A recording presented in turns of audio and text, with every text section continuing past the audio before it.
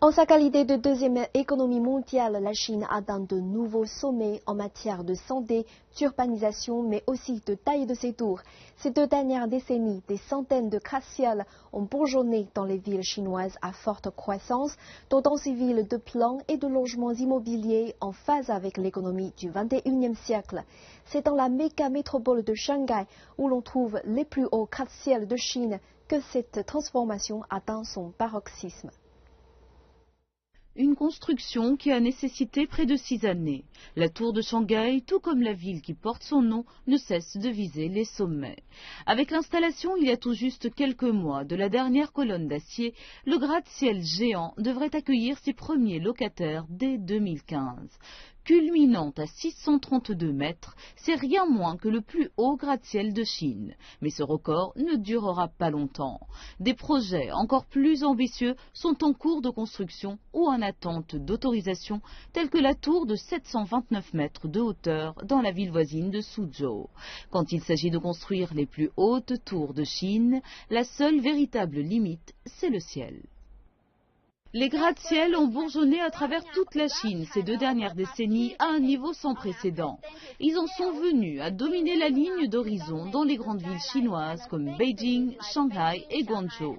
Désormais, cette prolifération s'étend à des villes de second plan, comme la ville du Shenyang dans la province du Liaoning ou Nanjing dans la province du Jiangsu. D'après la société commerciale immobilière de rang mondial, le groupe CBRE, la Chine représentera 70% des constructions mondiales de gratte-ciel au cours des 5 prochaines années.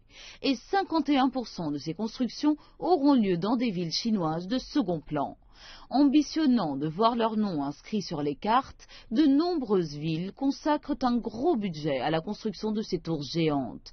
Mais certaines ne sont pas convaincues de l'aspect pratique ou utile de ces très hautes tours. Beaucoup d'acteurs sont à l'origine de ce boom. Les promoteurs reçoivent plus de revenus en construisant dans des espaces plus hauts et utilisables, compensant ainsi le prix élevé du terrain.